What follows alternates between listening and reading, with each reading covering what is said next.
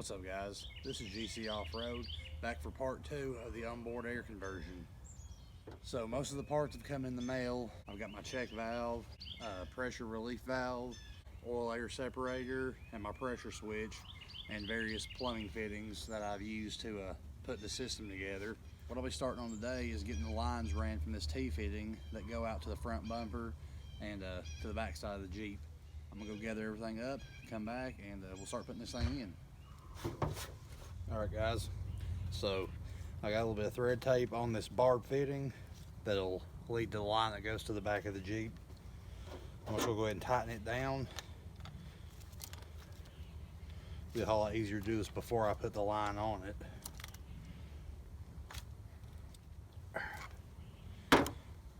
Now I just got that barb fitting attached to it. Now this line here runs from the compressor along the firewall. I got the air filter, leads over into this 3-way T valve. Now in the bottom of that I've got my pressure relief valve or pop-off valve. It's 120 psi. Now from this T it goes out to a street 90 down to another T that I've got facing opposite of this one. Now this barb goes into the back side for the line to run to the back of the Jeep.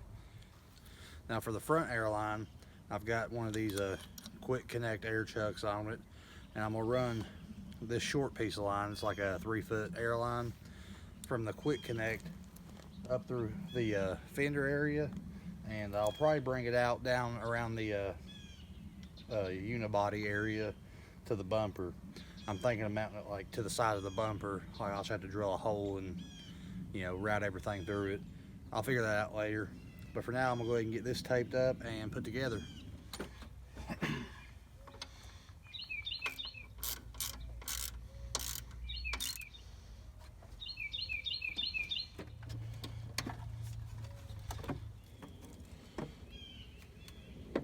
Alright guys, so I just ran into my first problem. When I mocked all this up, everything was sitting a little differently.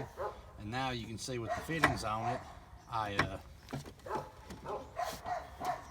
don't really have the room on this side for everything to fit in this corner like I wanted it to.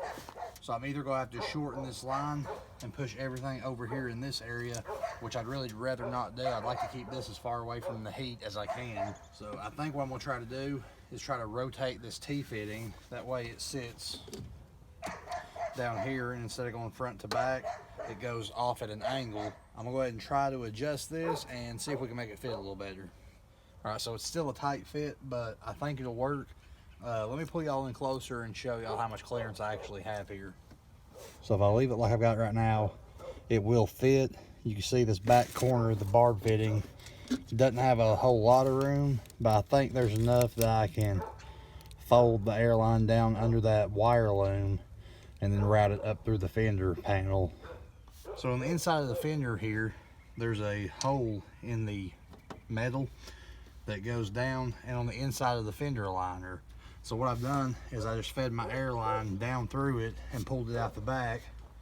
Now I can take this line, put the connector on it, and then hook it over here to the barb fitting and then adjust everything. Hope y'all can see me. Just go ahead and slide that up over that. Go ahead and tighten this down.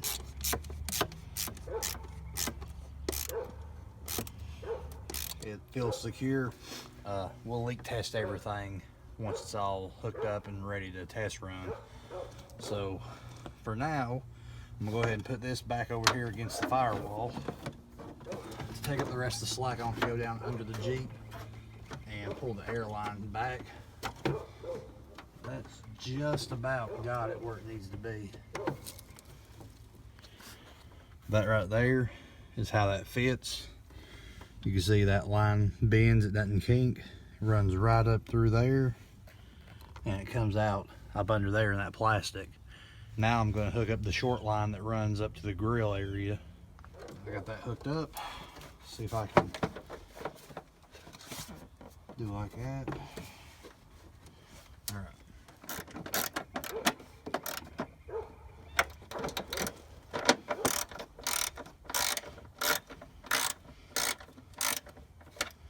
Alright, so I got that back in.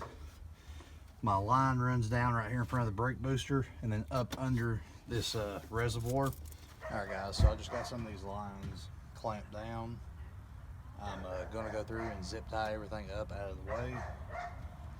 My drill's dead, otherwise I was gonna run the self-tapping screws into the firewall that holds the line in place, but I'm gonna take it and charge it tonight and then come back here in a couple days and finish that up. I'm still waiting on the intake parts I need.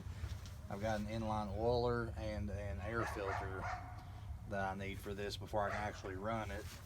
So I'm gonna have to make a part 3 where I finish all that up. Right now, I'm gonna go ahead and zip tie this stuff up and see if I can route the airline to the back of the Jeep, and then we'll put a fitting on it and see about testing the system and see if it'll work.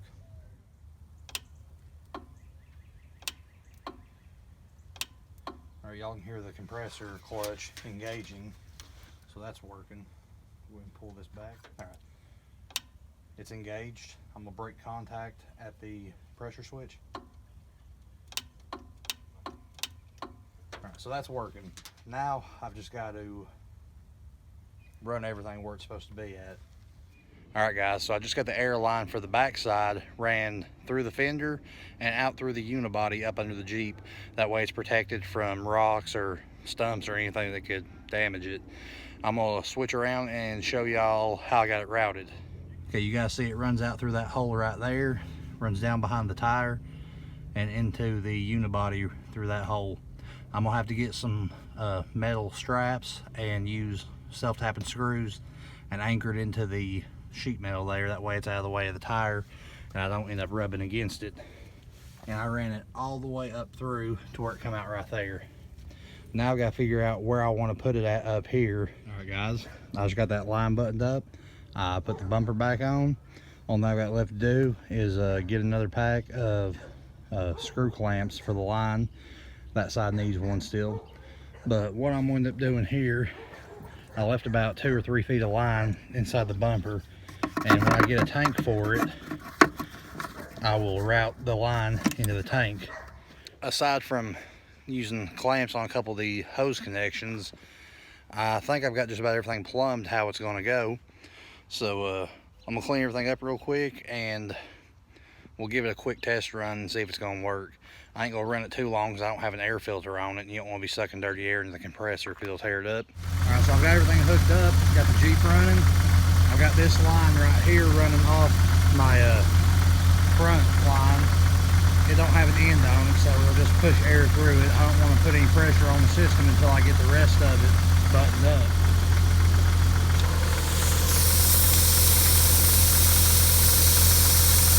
Y'all hear that?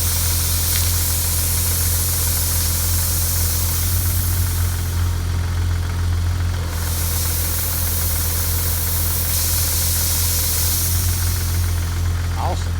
As y'all can see and hopefully hear, the system is working. It was pumping air through the line. After about 2 or 3 seconds, it started building up pressure through it pretty good. It sounded just about like a regular air compressor.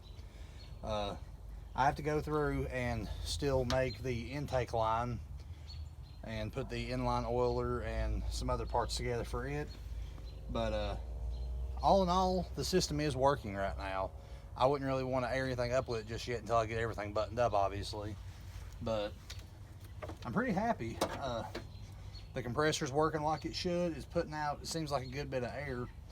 We'll know more when I actually pressure test everything. So for now, I'm gonna go ahead and tape these wires up off to the side. That way I don't accidentally have anything connect while it's running or while I'm doing anything else to it while I'm waiting on the parts to come in.